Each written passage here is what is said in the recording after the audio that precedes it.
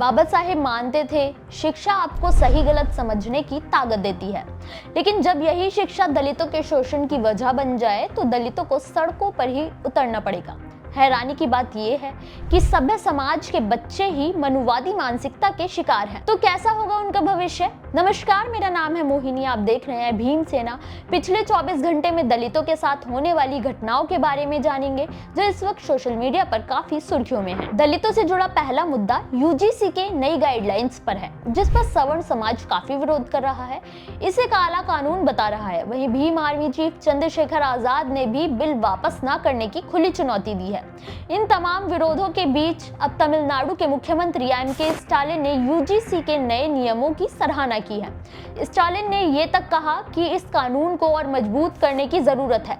Stalin ने कहा कि ये नियम उच्च शिक्षा प्रणाली के लिए जरूरी सुधार का काम करेंगे। उन्होंने केंद्र सरकार को भी ये सुझाव दिया कि दबाव में आकर उन्हें नियमों में बदलाव नहीं करना चाहिए। इससे इन नियमों का मुख्य उद्देश्य ही कमजोर हो जाएगा।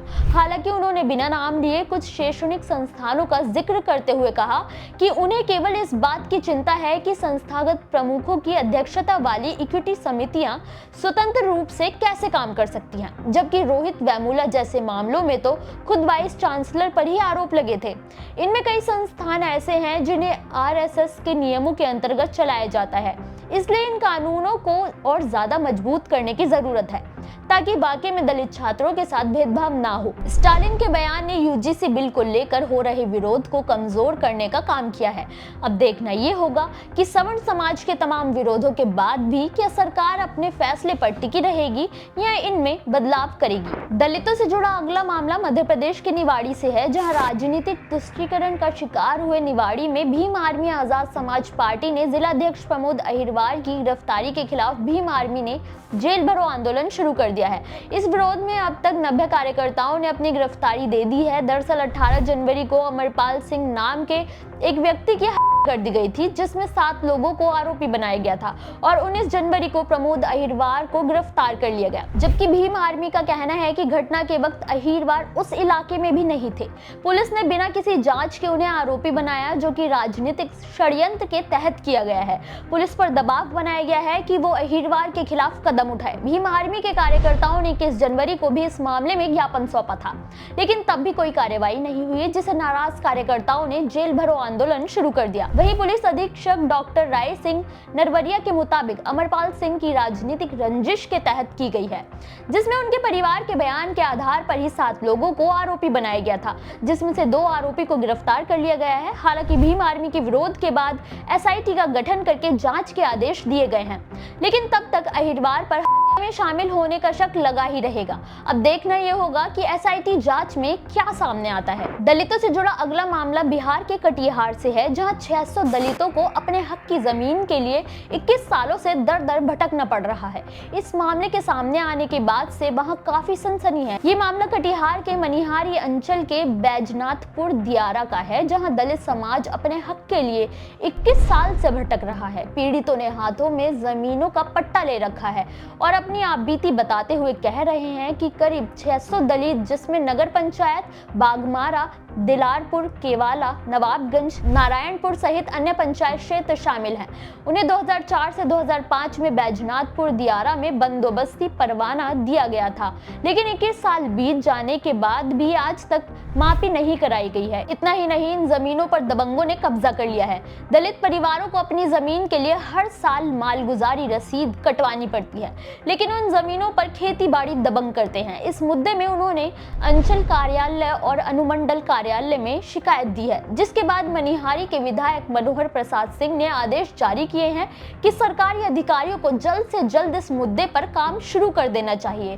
तो वहीं विधायक के इस मामले में पड़ने के बाद प्रशासन नींद से जाग गया है और प्रभारी सीओ मनिहारी मोहम्मद इस्माइल ने कहा कि अधिकारियों को आदेश दे दिए गए हैं कि वो जल्द से जल्द नाप शुरू करें। हैरानी की बात तो ये है कि 21 सालों से दलित परिवार दर दर भटक रहे हैं, लेकिन सरकार के कानों पर जू तक नहीं रेंग रही है। तो क्या ऐसे में बिहार में दलितों के साथ न्याय होगा? जवाब आप खुद दीजिए। दलितों से जुड़ा अगला मामला पंजाब के चंडीगढ़ से है। Post graduate institute of medical education and research Chandigarh को लेकर है, जहां एक मेडिकल के छात्र को जातिगत भेदभाव के कारण डीएम ने प्रवेश लेने से रोकने के लिए उसे फेल कर दिया। पीड़ित छात्र का नाम अनिल कुमार गंगवार है। अनिल ने मेडिकल के डीएम कोर्स के लिए पहले लिखित परीक्षा दी थी, जिसमें उन्हें सबसे ज्यादा 43% मार्क्स मिले थे, लेकिन वहीं जब उनका इंटरव्यू किया गया तो उन्हें सबसे कम मात्र 8 नंबर दिए गए, जिसके कारण उन्हें एडमिशन नहीं दिया गया। दलित समाज ने अनिल के परीक्षा परिणामों को देखते हुए कॉलेज प्रशासन पर संगीन आरोप लगाते हुए कहा कि एक दलित छात्र डीएम करने जा रहा था, ये कुछ मनुवादी मानसिकता के द्रोणाचार्य को नागवार है, इसलिए जानबूझकर एक होनहार छात्र को जातिगत भेदभाव के तहत फेल कर दिया गया। दलित समाज ने आवाज उठाई है कि कॉलेज प्रशासन को इस मामले में निष्पक्ष जांच करनी चाहिए ताकि कोई होनहार छात्र का जीवन खराब न हो जाए।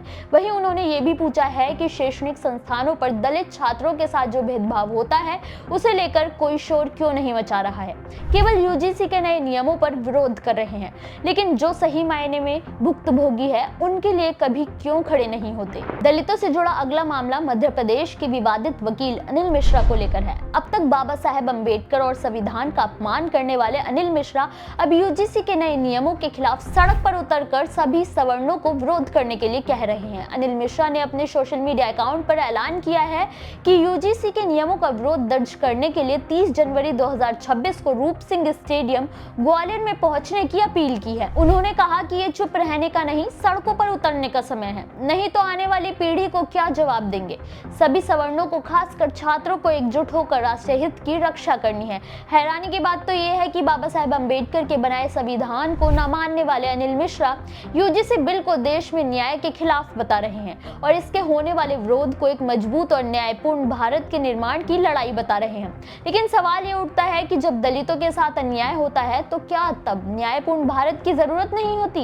ये तमाम हथकंडे अपनाए जा रहे हैं यूजीसी के नियमों को वापस लेने के लिए, लेकिन क्या इन दबावों के बाद केंद्र सरकार झुकती है या और कड़े नियम जुड़ेंगे? ये देखने वाली बात होगी। दलितों से जुड़ी इन खबरों पर आपकी क्या राय है, हमें कमेंट करके जरूर बताएं।